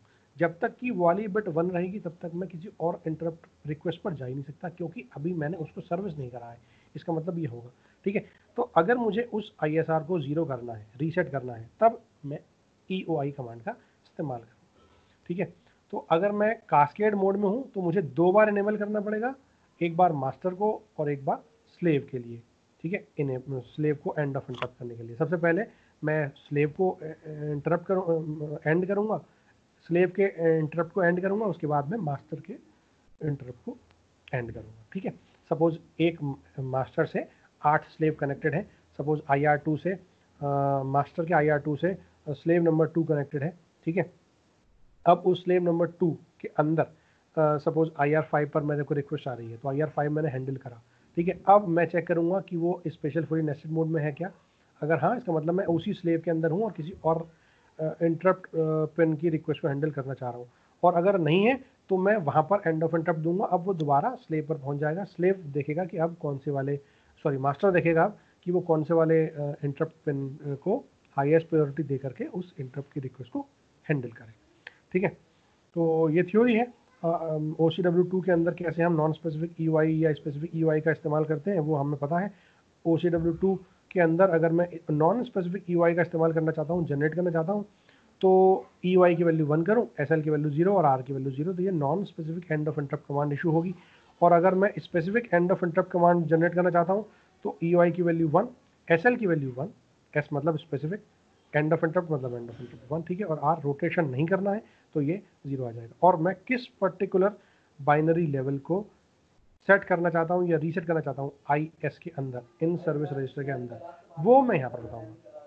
ठीक है, फॉर एग्जांपल अगर मैं चाहता हूँ and of interrupt command, specific end of interrupt command हो एग्जीक्यूट किसके लिए हो, वो हो सपोज 010 के लिए, मतलब वो 010 मतलब IR2 को, IR2 बिट को, IS2 बिट को, इन सर्विस 2 बिट को रीसेट कर देगी। ठीक है, स्पेसिफिक वाले में हमें उस स्पेसिफिक बिट को एड्रेस करना पड़ेगा कि हम किस बिट को स्पेसिफिकली रीसेट करना चाहते हैं। नॉन स्पेसिफिक में वो एक पर्टिकुलर बिट नहीं करेगा, वो सारी की सारी बिट करस्पॉन्डिंगली कर देगा। ठीक है, तो मास्टर और स्लेव मोड में we can use effectively the non specific, और अगर मैं एक पर्टिकुलर स्लेव के लिए या पर्टिकुलर एक ही 8259 को एग्जीक्यूट कर की रिक्वेस्ट को हैंडल कर रहा हूँ तो मैं स्पेसिफिकली एक पर्टिकुलर ISR बिट को रीसेट भी कर सकता हूँ, ठीक है। और IMR जो मेरी इंटरप्ट मास्क रजिस्टर वाली बिट है, उसको IS बिट को मैं मास्क भी कर सकता हूँ यूजिंग IMR बिट, और उसको हम क्लियर कर सकते हैं जो कि क्लियर नहीं हुई है नॉन स्पेसिफिक EOI के थ्रू, अगर मैं स्पेशल मास्क मोड में काम कर रहा हूँ तो, ठीक है। IS बिट जो कि मास्क करी गई है IMR के द्वारा, है ना, और जिसको क्लियर नहीं करा है non specific end of interrupt ने क्लियर नहीं करा, क्योंकि वो तो मास्क थी, वो क्लियर होगी कैसे, है ना। तो मैं स्पेशल मास्क मोड में जाऊंगा, स्पेशल मास्क मोड में जाने के बाद मैं उस कौन सी बिट जो क्लियर नहीं हुई थी, जिसको मैंने मास्क कर रखा था, वहां पर जाऊंगा, और फिर उसके बाद मैं उसको क्लियर करने के लिए रीसेट कमांड या फिर क्लियर करने वाली कमांड दे सकता हूँ। लेकिन उसके लिए मुझे कहाँ जाना पड़ेगा, स्पेशल मास्क मोड में जाना पड़ेगा। क्यों जाऊंगा, क्योंकि मैंने उस करस्पॉन्डिंग IS बिट को इंटरप्ट मास्क रजिस्टर वाली बिट से मास्क कर रखा है। मास्क करने का मतलब क्या है कि वो रिक्वेस्ट रीड ही नहीं करी जा रही, तो जब रीड ही नहीं हो रही तो वो क्लियर कैसे होगी, लेकिन वो बिट तो है ना वहाँ पे। तो उस बिट को क्लियर करने के लिए सबसे पहले मुझे मास्किंग हटाना पड़ेगा, मतलब मैं स्पेशल मास्क मोड में जाऊंगा, तब मैं IMR बिट जिस बिट को मैंने मास्क करा था वो बिट इन सर्विस रजिस्टर के अंदर सेव होगी, उसको क्लियर मैं तब कर सकता हूँ। इन सर्विस वाली बिट बेसिकली 1 है, अगर IMR बिट भी उसके करस्पॉन्डिंग जीरो है तो कोई दिक्कत नहीं है, हैंडल हो रही है। लेकिन अगर IMR की वैल्यू हो गई 1, इसका मतलब मैंने उस पर्टिकुलर बिट को जो कि ISR के अंदर स्टोर्ड है, उस बिट को मैंने मास्क कर रखा है ना।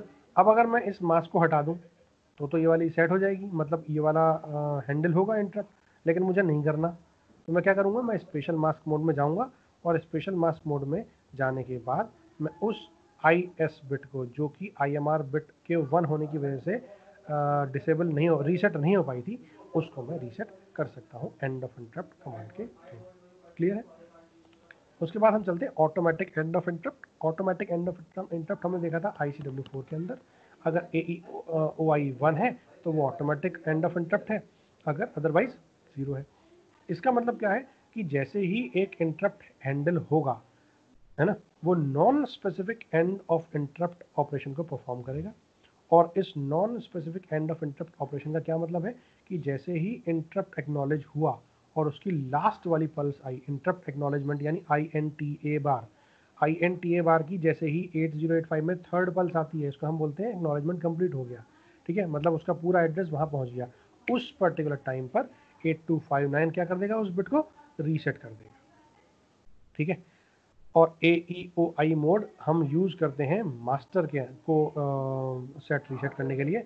इसको हम स्लेव को सेट रीसेट करने के इस्तेमाल नहीं कर सकते, यानी स्लेव के लिए ऑटोमेटिक एंड ऑफ इंटरप्ट काम नहीं करता, केवल और केवल मास्टर को रीसेट करने के लिए ही हम इसका इस्तेमाल करते हैं, ठीक है। ये ट्रेलिंग एज पर, जैसे ही ट्रेलिंग एज पता है ना आपको कि जैसे 1 के बाद 0 आया या 0 के बाद 1 आया, ठीक है, तो जैसे INTA बार जनरेट हो रहा है तो INTA बार ये आया एक, फिर एक दूसरी INTA बार आई, फिर तीसरी INTA बार आई, ठीक है। तो जैसे ही तीसरी INTA बार पहुंचेगी तो ये उसकी ट्रेलिंग एज बोली जाएगी, क्योंकि अब ये 0 से 1 पर पहुंच रहा है।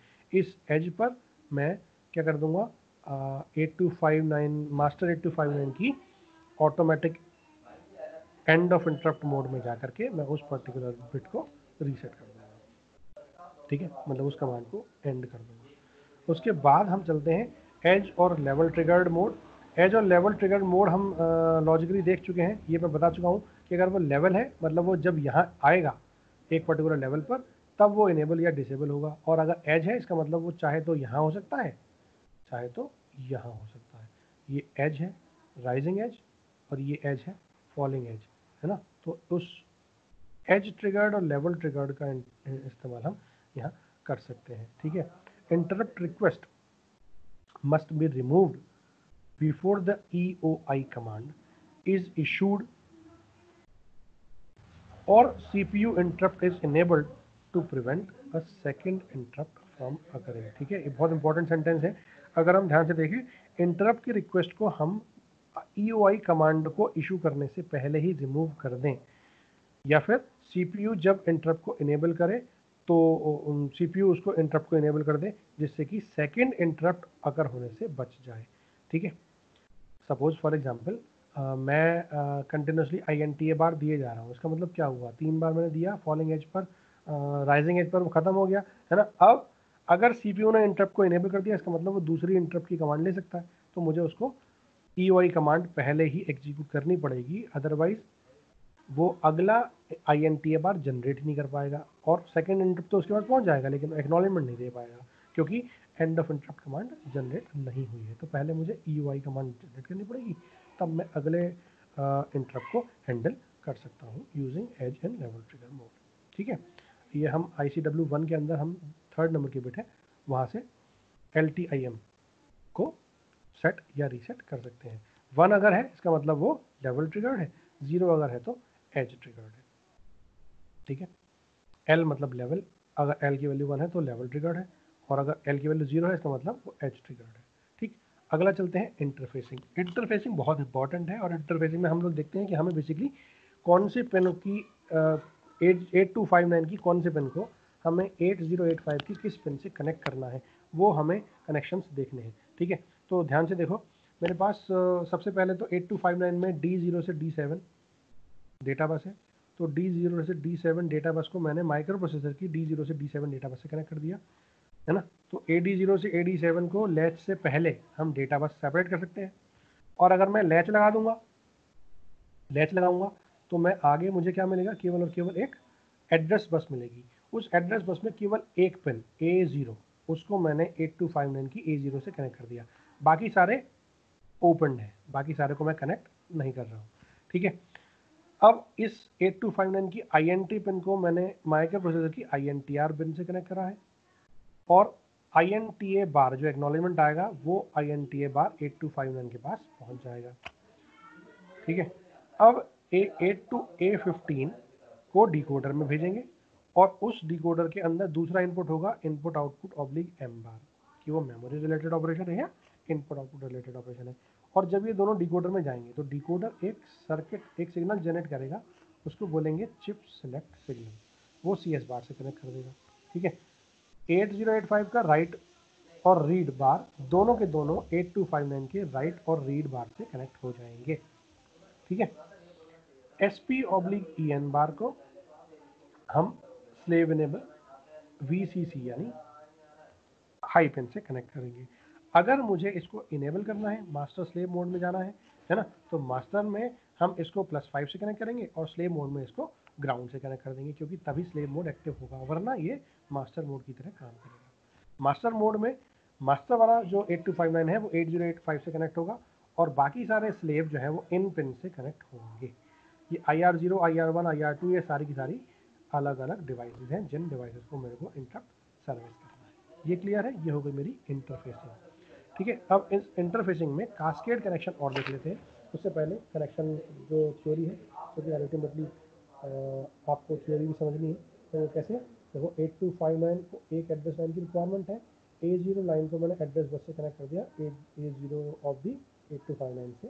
हायर ऑर्डर एड्रेस बस को मैंने एक डिकोडर से पास कराया, और चिप सेलेक्ट एड्रेस मैंने उसका प्रोड्यूस करा। ठीक है, read and right control signals को मैंने 8085 के 8259 के करस्पॉन्डिंग सिग्नल से कनेक्ट कर दिया। ठीक है, डेटा बस 8259 की मैंने डेटा बस माइक्रोप्रोसेसर से कनेक्ट कर दी।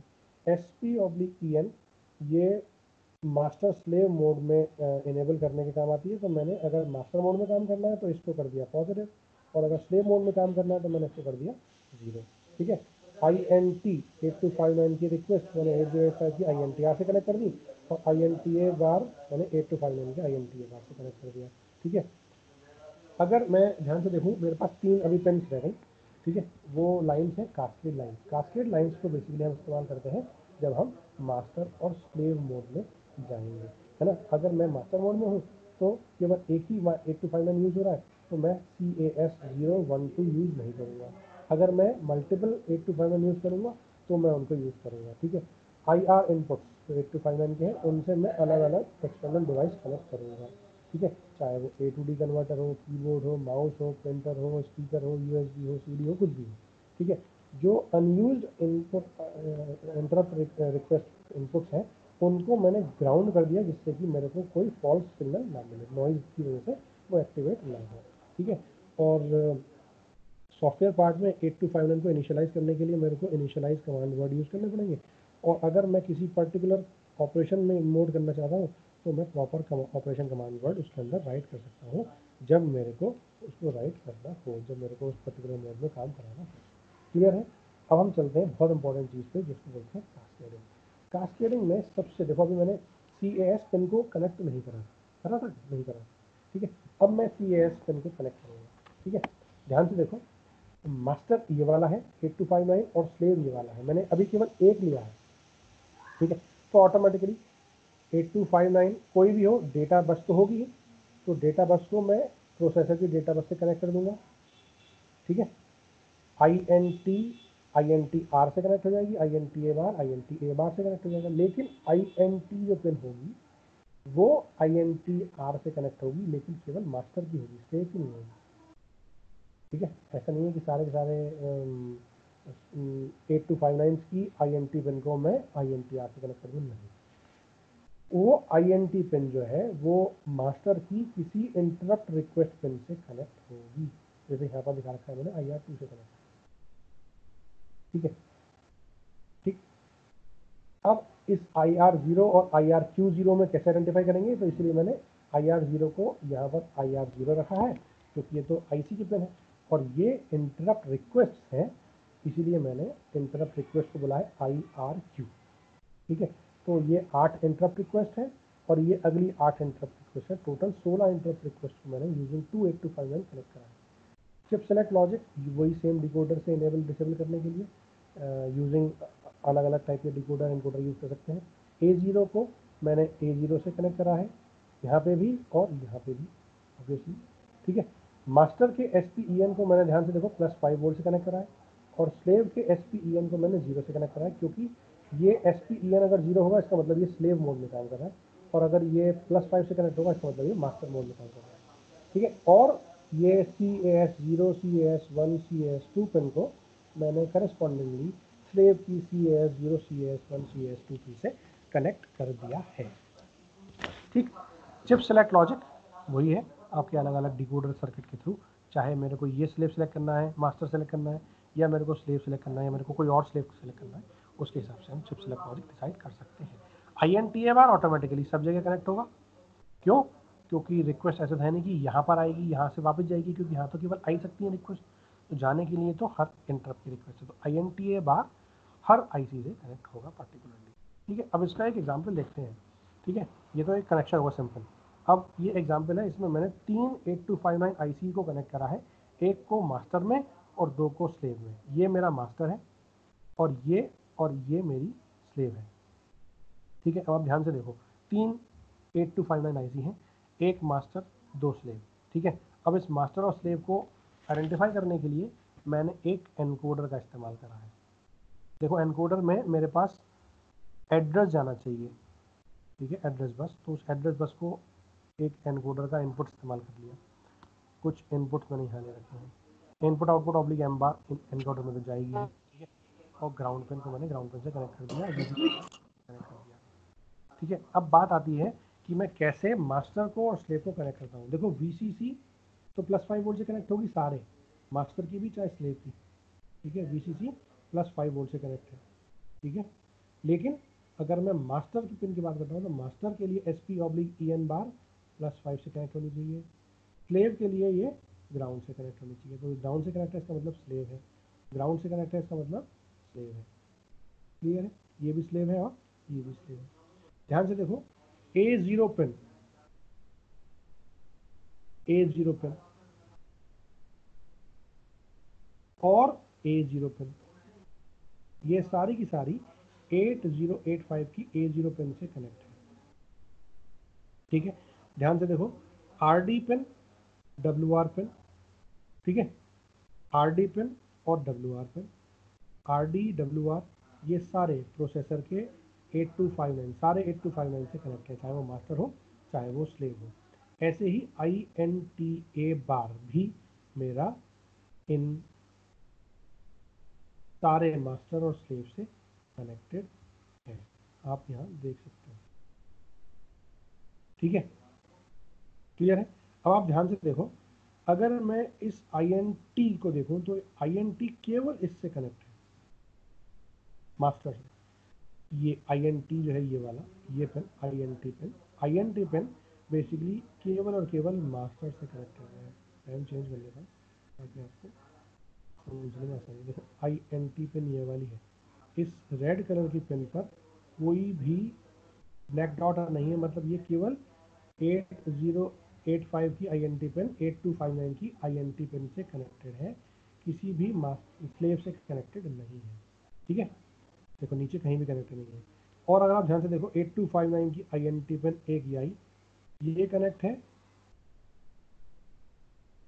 इससे, इसकी INT पेन ये कनेक्ट है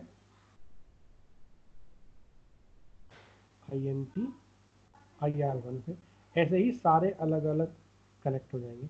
और ध्यान से देखो, ये CS0 CS1 CS2 CS0 CS1 CS2 या CS0 CS1 CS2, ये सारे के सारे मास्टर के और स्लेव के आपस में कनेक्टेड हैं। ग्राउंड वाली पिन से कनेक्ट है, चाहे किसी की भी मास्टर की हो चाहे स्लेव की। ठीक है, डेटा बस सारी की सारी डेटा बस से कनेक्टेड है, सारी ही IC की ये डेटा बस से कनेक्ट है, सारी डेटा बस से कनेक्ट। और सबसे इंपॉर्टेंट चीज़, ये एनकोडर का काम क्या है? इस एनकोडर का काम ये है कि ये मास्टर को सिलेक्ट करे या स्लेव को सिलेक्ट करे। ठीक है, तो मास्टर को सिलेक्ट करने के लिए ये इससे कनेक्ट है, चिप सिलेक्ट लॉजिक से। ठीक है, और चूंकि मेरे को 1, 2 और 3 लिए हैं, तो मैंने 3 डिकोडर का जो जिसका आउटपुट 3 आए, वो 3 पिन मैंने ले ली है ना। इनपुट चाहे कितने भी हो, सिलेक्ट लाइन चाहे कितनी भी हो, मुझे उससे कोई फर्क नहीं पड़ रहा, क्योंकि मेरे को अल्टीमेटली केवल 3 8259 कनेक्ट करने हैं। तो Y0 Y1 Y2 ये डिकोडर के आउटपुट है। ये डिकोडर के आउटपुट रेस्पेक्टिवली मास्टर्स और 8259 वाली स्लेव IP से पर्टिकुलरली कनेक्टेड है, चाहे वो ये हो चाहे वो ये हो। ठीक है, ध्यान से देखो, ये चिप सेलेक्ट लॉजिक से कनेक्टेड है, ये भी चिप सेलेक्ट लॉजिक से कनेक्टेड है, ये भी चिप सेलेक्ट लॉजिक से। क्लियर है, थ्योरी देख लेते हैं इसकी। 8259 can easily be interconnected in a system of 1 master and with up to 8 slaves, यानी टोटल 9 IC 8259 कनेक्ट कर सकते हैं, जिससे कि हमें 64 प्रायोरिटी लेवल्स मिल जाएं। ठीक है, मास्टर कंट्रोल करता है स्लेव को यूजिंग 3 लाइन कास्केड बस। 3 लाइन कास्केड बस CS0 CS1 CS2, उसके थ्रू हम लोग चिप सेलेक्ट को सिलेक्ट करते हैं ड्यूरिंग दी INTA बार। जब मेरे को मिलेगा तो INTA बार तो सारी पिन पर जा रहा है, तो कौन से INTA बार को सिलेक्ट करेगा, है ना, वो पर्टिकुलर कास्केड बस के थ्रू डेटा मेरे मास्टर के पास पहुंचेगा। कास्केड कॉन्फ़िगरेशन में स्लेव जो है, स्लेव के इंटरप्ट आउटपुट वो कनेक्टेड होते हैं मास्टर के इंटरप्ट रिक्वेस्ट से, है ना, रिक्वेस्ट इनपुट से। पता ही है सारे के सारे, क्योंकि INT पिन तो केवल एक ही है माइक्रो प्रोसेसर के पास, और INT पिन मैं मास्टर वाली कनेक्ट करूँगा, बाकी सारे स्लेव की रिक्वेस्ट को इनपुट रिक्वेस्ट IR से कनेक्ट करूँगा। ठीक है, जैसे कि मास्टर उसको इनेबल या डिसेबल कर पाए। जैसे ही स्लेव की रिक्वेस्ट लाइन एक्टिव होगी, एक्नॉलेज करा जाएगा उसको, है ना, और थर्ड और सेकंड बाइट ऑफ INTA बार के पास वो एक एड्रेस रिलीज करेगा, जो एड्रेस वो उसको सर्व करना है ना, ये वही करेगा जो स्लेव है, क्योंकि अल्टीमेटली स्लेव पर ही वो डिवाइस कनेक्टेड है। तो जो डेटा है एड्रेस का, वो एड्रेस वही प्रोवाइड करेगा जो कि स्लेव डिवाइस है। ठीक है, कास्केड बस लाइन्स नॉर्मली लो है, 0 से कनेक्ट है। ठीक है, और ये हाई ये स्लेव एड्रेस का कोड रखती हैं जब ट्रेलिंग एज आती है, यानी जब INTA बार की फर्स्ट फॉलिंग ये वाली एज होती है ना, INTA बार 0 से दोबारा 1 होता है। ठीक है, फॉलिंग एज ये राइजिंग एज है लॉजिकली, लेकिन चूंकि INTA बार एक्टिव लो सिग्नल पे काम करता है, तो ये एक ट्रेलिंग एज होगी INTA बार की। ठीक है, और थर्ड INTA फर्स्ट से लेकर के थर्ड तक ये कास्केड पिन्स को क्या कहते हैं, लो रखता है। ठीक है, स्लेव की 8259 हर एक 8259 IC को हम सेपरेट इनिशियलाइजेशन सीक्वेंस से प्रोग्राम कर सकते हैं, और हर एक को अलग अलग मोड में प्रोग्राम कर सकते हैं। ऐसा नहीं है कि अगर मैं मास्टर से कनेक्ट कर रहा हूँ तो सारे के सारे उसी तरीके से कनेक्ट होंगे, नहीं, है ना। वो किसी भी तरीके से कनेक्ट हो सकते हैं, किसी भी मोड में काम कर सकते हैं। ज़रूरी नहीं है कि मैं एक स्पेसिफिक मोड में जिसमें मास्टर काम करा उसी में सारे स्लेव आईसी को भी कनेक्ट करना चाहूँ। ठीक है, EOI कमांड अगर मैं मास्टर स्लेव मोड में जा रहा हूँ तो 2 बार इशू होगी, एक बार स्लेव के लिए और एक बार मास्टर के लिए। ठीक है, एक बार स्लेव के लिए और एक बार मास्टर के लिए। और एड्रेस डिकोडर ऑब्वियसली रिक्वायर्ड होगा कि वो कौन सी चिप सेलेक्ट लॉजिक को सेलेक्ट करेगा, कौन से 8259 को कनेक्ट करेगा, तो वो एक decoder circuit using address input lines उसको हम रिक्वायरमेंट करेंगे। ठीक है, और कास्केड लाइंस जो 8259 की है वो एक्टिवेट केवल तब होती है जब स्लेव से इनपुट आ रहा होता है। अगर नॉन स्लेव इनपुट है तो कास्केड लाइंस लो ही रहेगी। ठीक है, तो ये हमारा होता है कंप्लीट। आई होप आपको समझ में आ गया होगा। बिल्कुल 1 घंटा 15 मिनट ही हुआ है ना। कोई डाउट अगर हो तो आप मुझसे पूछ सकते हैं, otherwise we end of the session here. Okay sir.